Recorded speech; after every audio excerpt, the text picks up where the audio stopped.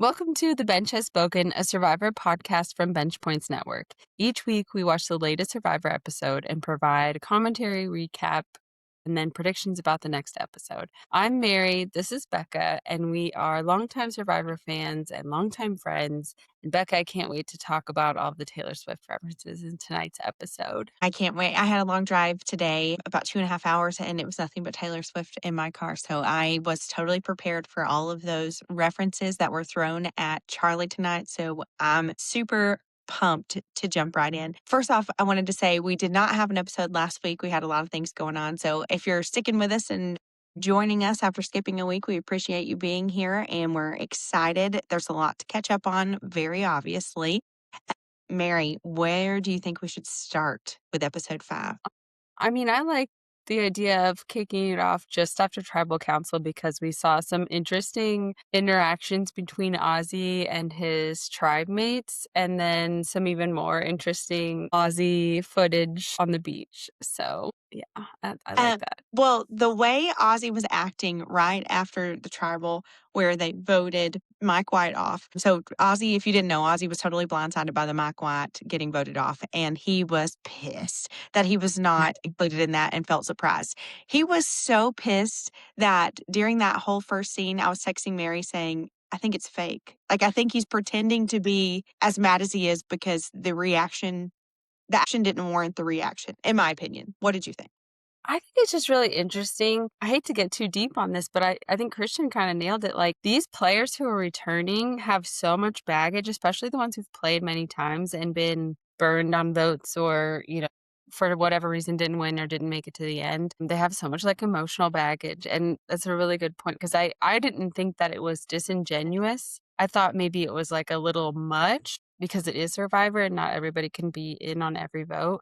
But yeah, I just found it like kind of interesting to think about, why he was reacting that way. I mean, he threw a literal fit, a literal fit. I think if I was on Ozzy's tribe, I would have gotten the ick so bad that I would have been like, let's get rid of him because he is like, he's throwing a hissy fit. And I don't like that. I don't like that because that tells me he's unpredictable. He's not rational. He's not level headed. He's just like Mhm.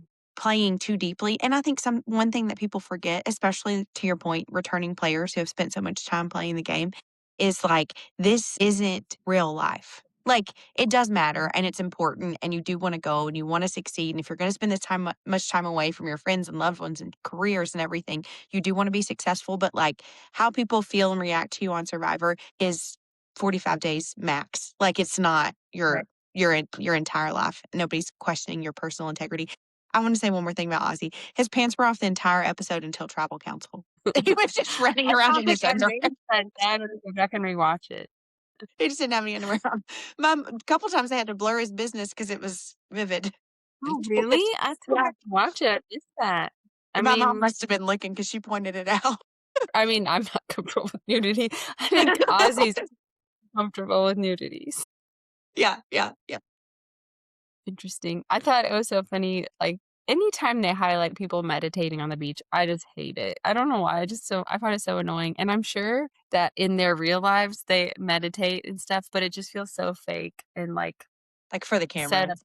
yeah, like, "Hey, get out there on the beach and go ahead and do a little meditation. I'm gonna get some footage." Like, that's not ugh, I just don't like that, and I just feel like it's a waste of camera time, but I think it's interesting because oftentimes when people are the person left out of the vote, when we come back, we see maybe their, like, emotional reaction to it, but they sorta quickly realize, "Okay, I'm on the outside, how can I get on the inside?" And I feel like this time it was completely reversed where the person who got left out still somehow had the control, which I thought was interesting too. That's a really, really good point. And I'm sure we're going to talk about it later on. But Christian's reaction to Ozzy's reaction was interesting. And at first, it was like similar to mine, where he's like, "You're being a baby, like you're being a crybaby." And then it flipped, which that I didn't think about like that, Mary, but you're exactly right. You're exactly right. Well, not long after we saw Ozzy's flamboyant reaction, it panned over to Rizzo and his camp, where he was sharing information about the immunity idol that I'd say, would you say 80% of people already knew about? Yeah. One thing that surprised me with this whole interaction, so Rizzo's we're gonna talk a lot about Rizzo this episode, but Rizzo is a chatter, and he's a self-proclaimed chatter, and sometimes he lets too many cats out of the bag, sometimes maybe not enough cats out of the bag. But one thing that surprised me is Camilla says she's a strategic player and she's got this alliance and all this stuff.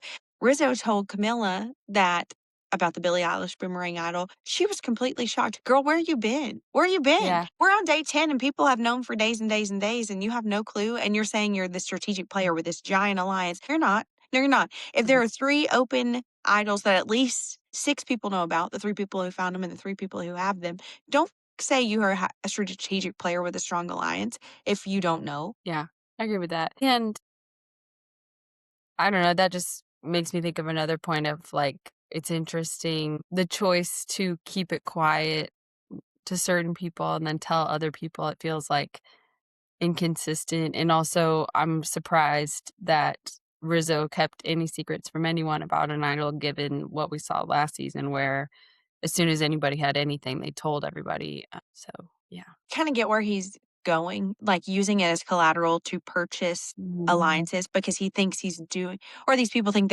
he's doing them a favor by sharing private information, but I think where like, his fatal flaw eventually is gonna be, like, if everybody likes you, nobody likes you.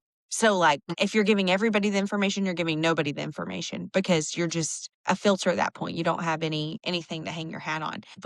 I'm sure we'll talk more about Rizzo later on, but I had some different hopes for Rizzo this episode. Same. I'm just gonna say one more thing 'cause I'm afraid will forget. I feel like last season, I liked him, like, he was fun to watch and stuff, but I don't like his gameplay, I didn't really care for, and I feel like we're seeing some of the same stuff now that we saw last time, which is, like, him building himself up as, like, some sort of mastermind or something, or, like, having done all these things or, won all these people over or made all these moves, and in reality, it's like somebody just happens to need him or happens to wanna talk to him about something, and he's not actually doing anything or creating anything, he's just, like, there. I mean, I don't like it. Yeah. Well, I mean, maybe we could all learn a lesson from that is take more credit for stuff you didn't do. So 101, he could give a class on that. The feud between him and Charlie kind of ramped up and carried over from the previous episode. Can understand why Rizzo was targeting Charlie because it was pretty clear that Charlie was targeting Rizzo. But the way he did it is interesting to me, and the fact that he almost chose to work with all ladies, and he worked with all ladies the previous episode. Do you Mhm. think there's a reason why he works better with ladies than he does men, and that men just don't seem to be on board with him? I don't wanna make it, like, gender role specific, but I guess I am. I It just know. it seems to be he's more well received by ladies than he is men, Mhm. and he says he's not a guy's guy. And I get that, but there's commonality there somewhere. Yeah, I feel like, especially in the Survivor world, because there's, a limited number of dudes, and we do see a lot of, like, bros, like, I mean, Yeah, let's look at the Colby coach, Joe, Jonathan. Jonathan, I mean, even Ozzy to some extent is I mean, he's, like, very good at, like, sports, obviously, and, like, these athletic things and physical things, and, I think Rizzo just comes off the opposite, like, he's more, like, Passive? effeminate, I guess, and more passive, yeah, and, like, just I could see his personality just clicking more with women, and maybe because he doesn't fit a lot of, like, those male stereotypes, like, physically and from a personality standpoint and stuff like that, like, he probably just naturally gravitates towards women, I would assume, and I mean, we also see, like, yeah, some of the women are annoyed by his personality, but majority of the people who have been annoyed by him have been the guys, so I think that's probably part of it too, is, like, he feels like the women are more accepting of his personality, I would think. Just my 100% guess based on what I'm seeing, but Yeah. I just think I think that there's a lot of thoughts that I have on Rizzo. What's interesting to me is it seems like anybody who's been close with him all say, "Oh, he's a likable guy. He's a likable guy." So you've got like people in one camp saying, "Oh, he's a likable guy and he's giving me information and I appreciate all that." And then you have people in the other camp saying, one, we don't know enough about him. And two, all we Mhm. know is what he's telling us. And three, what he's telling us is stuff that would make him risky to keep around. But then he still seems to squeak under the radar. I don't want to get too far ahead of ourselves. But before we move on to the first challenge, or the only challenge that was this episode, I want to talk about Coach and his alliance with Joe and Colby and how he consummated that alliance. This was so interesting to me, and I think I'm just, like, too, like, pessimistic and sarcastic and critical because when I saw, like, him talking to people about the nicknames and stuff, I 100% expected that both of those guys would have, like, a little side confessional or something where they're like, "What the hell was that?" Or like, I "Yeah, sure." expected that Like, from Colby, but not Joe. Joe's the kind of guy where I could see him being like, "Yes, I am American Ninja Warrior," yeah, I like guess that's whatever. But I expected Colby to be like, "What the?" I almost could like, his face, I couldn't tell. Seemed like he was almost, like, about to crack, like he was gonna laugh or thought it was, like, silly and weird, but he, like, went along with it. But then I was just like, "Well, maybe he seems like he's a little bit, like, flattered by it or whatever too." So, I just interesting, and I don't even know what to make of Coach. I don't think I've ever known what to make of him. It comes off to me as, like, very, like, egotistical or something to be like, "I'm the person that's going to knight you and give you these nicknames and blah, blah, blah." But I also am sure that it actually is, like, from a very genuine place, and he's, like, really trying to be, like, I don't know, sentimental and serious and honor people and stuff like that. So it's just a very bizarre Does that not feel a tiny bit psychotic? It does. Because I think what happens to people's brains out there, so maybe this is, like, the if salt you air haven't sandwich. watched the episode yet, Coach, gets together his Honor and Integrity Alliance and then gives Colby and Joe special night nicknames and, like, taps them on the shoulder and, like, deems their name, but not in a silly, sarcastic, like, "Haha, we've got, like, group chat nicknames." It's, like, super, like, serious. Oak Down Warrior is Colby's, and then Stone Bell is Joe's. Lovely. Lovely. I think it's weird. I think it's super weird, and I think I would've if it would've happened to me, I would've scurried back and been like, "What happened to me?" I think the weirdest part about the whole interaction with Coach and other people on this episode wasn't that like, that was very bizarre, but, like, I almost am not surprised at Coach doing something like that. What I found really awkward and weird was his interaction with Aubrey at the water well when he was, like, trying to bring her into the fold and, like, make her feel better. It felt really awkward, and I wanna go back and rewatch it because what how I was perceiving it is that she was, like, not taking it, like, in a super positive way or not really on board or not really, like, buying into it and just sort of accepting it to, like, get on with her life, just to be like, "Okay, sure, great. Now let's move on," you know? But yeah, well, I it felt like, to me, it felt like, like the creepy old man at work that tells you something and then wants to give you a hug, so you end up side hugging awkwardly in the common area. That's what it felt like. Like, that's what from Aubrey's perspective. I'm sorry I keep fidgeting. I'm in my childhood bedroom, I love which that. I'm not here frequently, so that's why, I've got a kind of a makeshift setup. But that's how I felt for Aubrey. It felt like she was like, "Okay, all right, we both said what we Mhm. had to say. Let's move on." I know she hates everybody, so I'm sure she wasn't, like, thrilled. She's Yeah. probably just like, "Look, I'm an idol. Just get away from me." Yeah. Yeah. Yep, yep. Which is interesting. Well, not long after the Coach, Hall of Fame or whatever it was, they moved on to the challenge, which was super exciting because 2 tribes went to tribal council. So if you didn't win, you lost. Yeah. I thought this was okay, this is like a jump ahead sort of thing, but I just wanna say I don't like it when there's only one challenge in an episode. I want there Same. to be, like, a little something extra, you know? And especially, like, there was no reward, it was just like, "You're going to tribal." That just felt like, Do you meh. think after the merge, they'll go back to 2? No, because that's a lot of freaking people. Yeah. I feel like they will. And there's 17 of them, right? So that means there's, like, an uneven number. I'm guessing somebody's gonna either get voted out immediately or go to Exile Island. My favorite not favorite, But something funny, I thought about this challenge before they even started. Joe told him the whole thing, like, 2 tribes are gonna go to tribal council, 1 tribe's gonna win, and then he said, "Somebody has to set out. It can't be Sari," which is funny because she, like, sits out, volunteers to set out, like, every time she's got the opportunity to, not just because she volunteers to, but her team's like, "Yeah, go." And then Oh. everybody still says, "Oh, she's a really competitor. She's a really good competitor," and she can't, not only can she not help with challenges, she can't successfully participate in challenges. This particular challenge I thought was interesting because there were so many tiny parts that were broken up. Yeah, I liked it. It felt like and a lot of the challenges this season I felt this way where it seems like they're just, like, pulling things from former challenges or, like, kinda iconic things, and kinda mashing them together, and I guess that's probably what they do every time, but I liked it.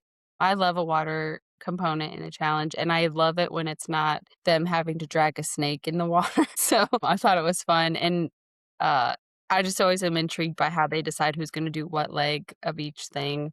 I just thought this one was really interesting to watch and exciting, and obviously, it's not one where there's no hope for somebody to come back if they get way too far behind as we saw, so I love that too. Yeah. Joe got super gassed in the first Mhm. leg of the, and I'm sure, please don't, I wouldn't think I could do any better. I don't think I could do any better. But compared to the Yeah. other 2 people, they seem like the same physical fitness level. And he just really fell behind, which surprised me. And so Yeah. I don't know if that's age or if that is just the amount of time they've been out there or Yeah. I it's don't the know, D. I felt like Jonathan looked really, really rough too, but I think he just maybe was able to keep it together a little bit better until, like, closer to when he was done with his portion. Because I actually had a note that, like, all the big dudes seemed really tired and slow. Yeah. But then Stephanie, who is fit, she's super fit, but she's tiny. And then she came through and did it. She didn't have to dig under the log, which I'm certain is exhausting. But she did the Yeah. same thing with the bags and she seemed to do it no problem. Yeah. So that was interesting to me that it felt, watching, it felt simpler and easier for Stephanie than it did for Joe, which Agreed. arguably Joe would have an easier time. Yeah. I don't know. Weird. I think you're right, it's probably, like, age and, um, lack of nutrition and stuff like that, I Yeah. would imagine. But Joe redeemed himself. He came back in the end and won with all the sandbags. Yeah, that was really interesting. Tiffany's comeback with those bags, I was like, "Whoa, what is she doing?" It was so fun to watch, and I was getting, like, vibes from 49, just, like, somebody coming in and being, like, a total beast out there and, like, just dominating whatever their portion of the challenge is, that's what it felt like to me. But why is that the most screen time Tiffany's gotten all season? Yeah. I thought surely they'll give her a confessional now because she was, like, dominant in that challenge, and they're like, "No, no, no, no, no, I don't think so." No, you got your 30 seconds. Actually, did they give her a confessional? Like, No. right after oh, no, that's what it was.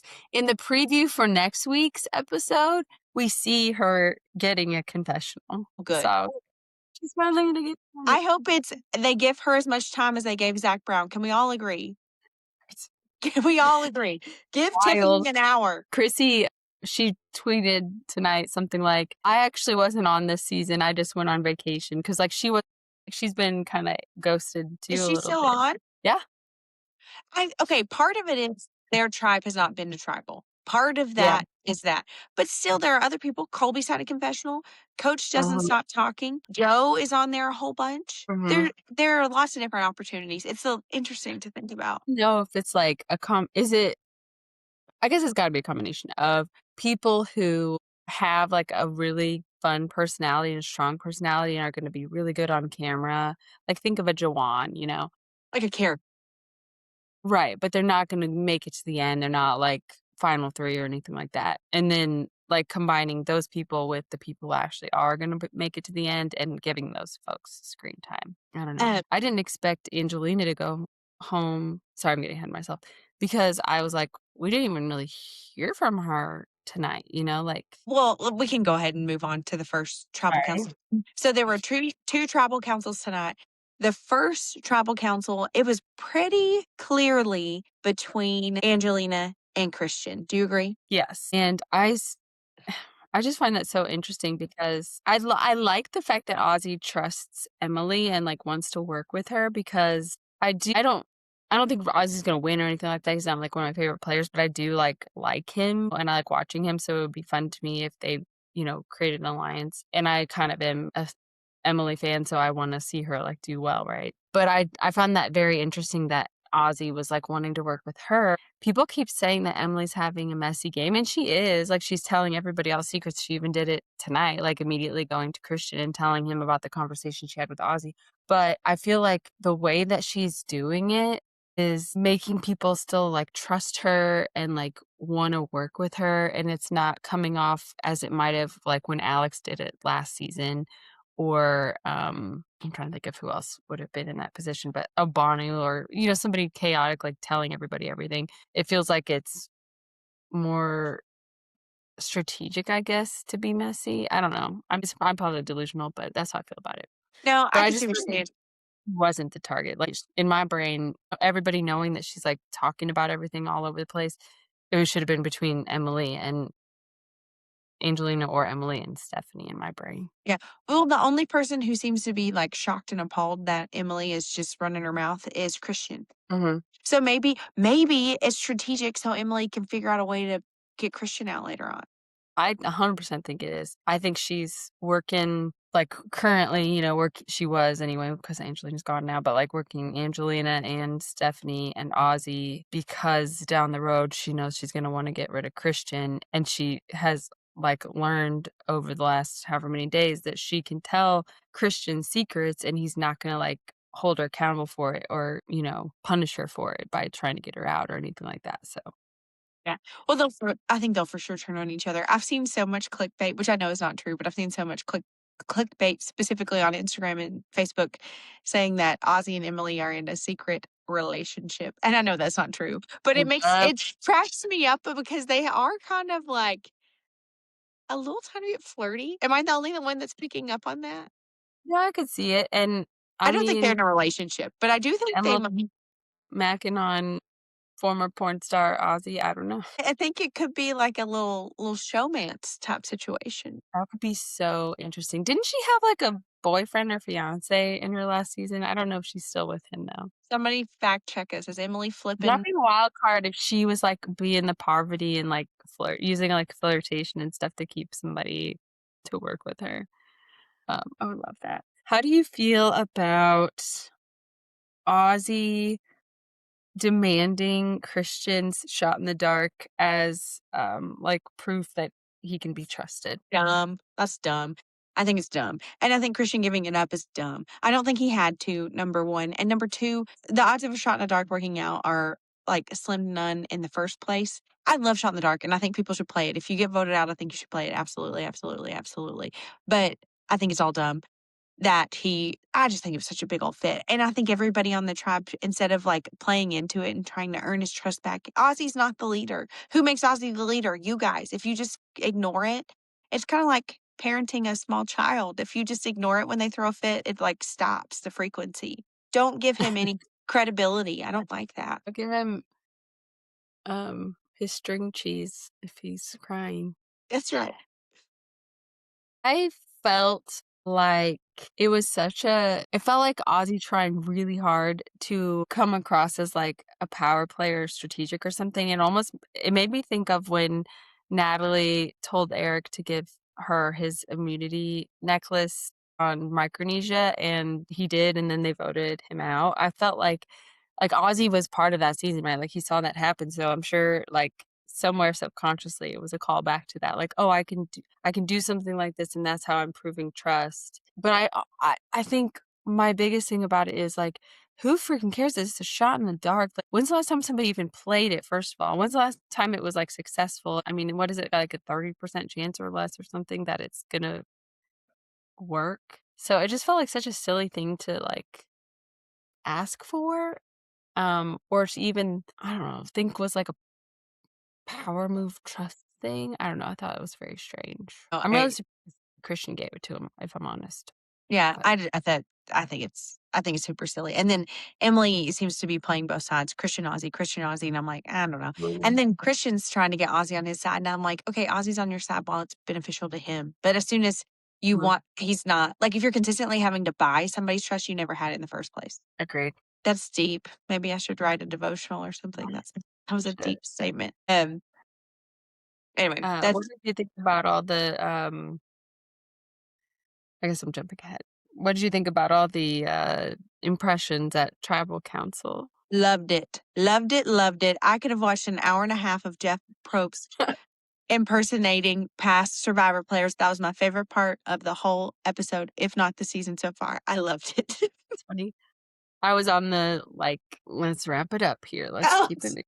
Although I know you love Colby, so the fact that some of it was highlighting him probably. and I hope, Colby gets to stay a long time so we get more one-on-ones from him. Mhm. I'll take a one-on-one from Colby. Do you think that, it's that Stephanie is making any moves, is doing anything? I mean, it feels like she's kinda just going along with. Forgot Stephanie was there. I don't think Yeah. she's doing anything. I think I wonder Stephanie's doing what she's told right now, and that may be the smart thing to do, but I feel like she's just doing what she's told. just wonder if she's gonna, like, make it very far. I just feel like she's, like, been ineffective at this point, and Yeah, she's like, good in she's trying. challenges. Yeah, she's very strong. I could see her doing well in, like, an individual immunity situation for sure. Like, Yeah. I could see her being this season's, Savannah in terms of, like, physical strength and ability to Yeah, win. and I think maybe she's playing the anybody but me train, which Mm, I until the merge, I'm a firm believer that is the strategy to go with until the merge. That you earn mhm. people's trust, you see what people are thinking about, you see, like, why people choose which targets, you listen, and, of course, provide Don't input, hit but too hard. yeah, and don't defend anybody too hard, don't try let other people try to switch the vote because the people trying to switch the vote turn in to be the target themselves, so until the merge, I think anybody Mhm. but me it seems simple and basic, but I feel like that's the right thing to do. Agreed. One thing, can we go back to the first travel real quickly? Yes. Ozzy said him, Christian, and Emily had been at every single tribal council since the beginning. And there's still people who have not yet been to tribal council. I think that says Mhm. a lot about Emily, Christian, and Ozzy. And I think that says a lot about their potential future alliance going in the merge, which I don't think it'll be next episode. I think it'll be the following because their trust has been tested. So they're either gonna Mhm. be all in or all out with each other, which is interesting because there's other tribes that have, like, hypothetical alliances, but you don't have an alliance until you've been to tribal. Yeah. I mean, Jonathan said as much tonight. He was like, "I think we're 4 strong," referencing him, Camilla, Dee, and Joe, or not Joe, Charlie, but he's like, "We don't know until we go to tribal," and Yeah, look what happened. yeah. But yeah, my I do wanna just say I was really surprised. Was I really surprised? I think I was surprised that Angelina went home, mostly because the edit made it appear as though Ozzy was going to, stay loyal to Christian or whatever. So that made me assume the opposite would happen. And they kept on showing close up of his face. I also just felt like it was a very anticlimactic season for Angelina, who is such a big personality and had such a big impact on, like, the entertainment value of her first season. It felt like there just wasn't a lot of her this time, and it was almost, like, very muted in my brain, but I really enjoyed the jacket moment at the end. Yeah, I really that. yeah.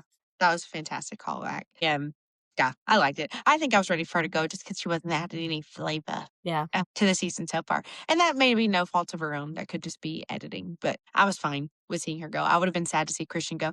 If he would have gotten the vote, do you think he would have tried to dig up the, fakely planted idol?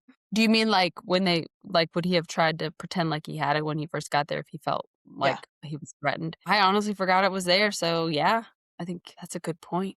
That would have been interesting to see. I'm so excited for that thing to rear its ugly head. Mhm. I'm so excited. And I kinda hope somebody who doesn't realize what it is finds it and tries Yeah. to play it.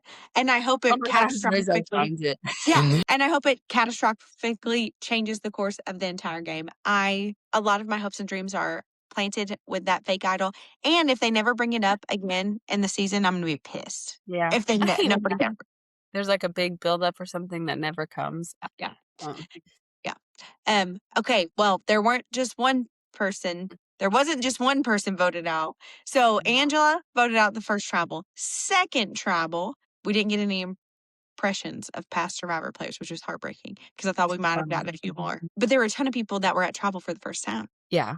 And I just hate how this ended, but just interesting that it starts with Rizzo, and then I thought for sure, because like, when Savannah got voted out, they gave her so much time at Tribal to, like, talk and cry and whatever else, and I thought, "Oh, okay, he's gonna go because they're giving him all this time to talk and, like, talk about his 49 experience and, like, his survivor journey and blah, blah, blah." And now I'm like, "Oh, they're giving him too much and he didn't go home, and is he the winner?" No, don't say that. So Rizzo has an idol in his pocket right now. He's got a Billie Eilish boomerang idol that he's told God and everybody about. Everybody knows about this idol. Well, him and Christian are button heads. You guys already know this, but I'm just going to give myself a quick verbal recap. Him and Christian Yeah. are button heads. And so Rizzo formed a Bad Blood as a reference to Taylor Swift, who is Christian's. I feel like this is the hot goss, the tea, who is Christian's favorite singer. So Charlie. then I'm sorry, excuse me, Charlie's favorite singer. So then Rizzo created a bunch of Taylor Swift references when he wrote down Charlie's name because he formed this alliance to get Charlie out. And Charlie had been gunning for Rizzo. And I would have paid all my money to see Rizzo go home with an idol in his pocket after every charade he played last season. I would love it, and it would be just the icing on the cake to know that that idol is going back to somebody else, it's Yeah. not just, like, going home. I want to back up just a little bit because I forgot to mention something before. Yes. I think we might have talked about it just very briefly, but when earlier in the episode, like, even before the challenge, I think, but possibly after the challenge, I don't remember now, Rizzo decides that he's gonna build this alliance of ladies. So he, has Dee in his corner, he has Suri in his corner, and now he's gonna work on Camilla. So he goes up to her and tells her about the Billie Eilish boomerang idol. And he tells her that he and Kyle broed out and they're like brothers and that Kyle told him to work with her and blah, blah, blah. And I just got so much satisfaction out of the fact that she was like, Right. "That's not ring true. That's bullshit," Yeah. whatever. I think they're genuine friends, Kyle and Camilla. Oh, yeah. I agree, and I think that that's why she knows that Rizzo is full of crap. Yeah. Well, somebody needs to call him on his crap. I know, and that's what I had a lot of hope for her to, like, decide to get rid of him, for so many reasons, like, he spent a decent portion of the episode telling everybody in the tribe, like, about his season 49, about his idol stuff. Obviously, Savannah had already told people some things, like, they know that he did well enough on 49 to make it to 50 and all these reasons that it would make so much sense to just get rid of him. I'm really annoyed and shocked that they didn't. The only thing I can say is, I guess, if you're in Camilla's shoes, it's a sure thing to say, I have these 3 people that wanna work with me, and I'm gonna work with them, and otherwise, it's like Jonathan and Devin and me and Charlie. Like, I don't know how she would feel about that, like, working with that group. I wonder if they're keeping him as like a sacrificial lamb. Like they could offer him up at any point, and I don't think anybody's going to have a very strong argument to why anybody should keep him. So like if the He's like target's your ever Aaron, right? if everybody's ever on like one of the girls' backs, they could be like, "What about Rizzo?" Yeah. That's the only thing I can think logically because if he gets carried to the end with this stupid idol in his pocket, I said it every episode last season, but I mean it this time. If he goes to the end with an idol in his pocket, I'm done. Well, the thing that's annoying about this is that, like, nobody in this season saw all that nonsense. Like, I don't know what they heard from Savannah. I don't know what they just heard, like, rumor-wise at Ponderosa and stuff like that, but, like, they don't know for sure, like, the full extent of what he was doing. So, I fear that they won't realize how far it can go. I mean, he told them, but, they don't know what's true, right? But I will say this, we've seen Mike White go, we've seen Angelina go, we saw Jenna go, we saw Savannah go, like, people that I really thought might stick around longer, who I've seen as Charlie, I threat. thought would be there a long time. Yeah. So I'm actually kind of like, they're really getting rid of people who might be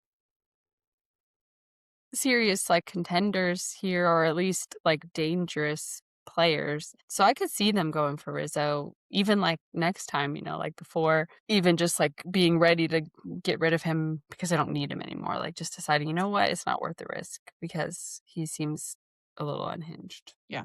Why? Let's hope. Let's hope for episode 6 that Rizzo is gonna no longer be with us, not in a death. And like I said, I don't going into the season, I did not dislike him. I liked him in Dislike 49. him. I just think it's time to go.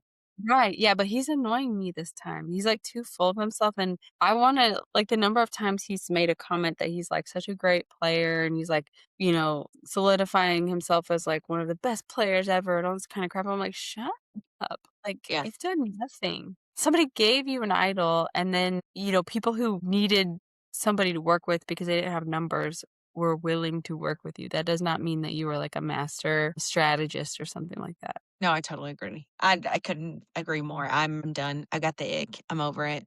Goodbye, Rizzo. I hope in the future. In our Where are or not where are they now? In our, like, next week on Survivor, we saw 2 interesting things to me. Number 1, Tiffany maybe is a confessional, which we already talked about. Number 2, That's breaking news. there was a drop your buffs, and there was a, "It's time for the merge," and then also a, "This will change the game forever," or something like that from Jeff. So What I is want it? Yeah, like, I wanna know, do we think they're really doing a merge even? Or did somebody just say that, but it's not actually happening? Like, these little sound bites that they created doesn't necessarily mean that any of that is happening. It could just be people's, like, guesses and confessional of what's going to happen or what they thought was gonna happen, you know? I missed it, so I didn't get to watch it with my own 2 Oh, eyes. okay. If I say something crazy, you could stop me, but I think it's too soon for the merge. I think we need 1 more episode. Mm, What do you yeah. think? I agree. I mean, they said there was 17 people left, so that's, like, way too many people to be on one beach. So I think it's gonna be I would almost What about think 2 it's shots? yeah, that's what I was gonna say, like, more of um, the winners go to the camp that's, like, set up the best or whatever, and then there's, like, a losing tribe that has to go to tribal council before the merge and get rid of somebody, and or even, like, a double elimination situation where they might have, like, some sort of, let's say, stamina competition, and the last person standing goes home and doesn't make the cut to the 2 tribes, and then they have another tribal council or something like that. I don't know. Yeah, I'm excited. I'm ready for something to shake up a little bit, though. I feel like this is Right. getting a little bit, I don't wanna use the word stale, but when it says this is gonna change the game of Survivor, I bet there's a new challenge advantage, something will Mhm. happen. Maybe Either the that or it'll first be another celebrity cameo. challenge. Sure. It's not good shots. Oh, yeah. No, that would be fun too. Will that be after the merge? Yeah, I forgot what I was gonna say. It doesn't matter. Um, something funny, I'll tell you one thing before we end this. So my parents don't watch Survivor, and I'm home, at my hometown this week watching with them because, my kids are on spring break. My dad said, "Do they recruit homeless people to be on the TV?" And I said, "No, they've been on an island for 11 days."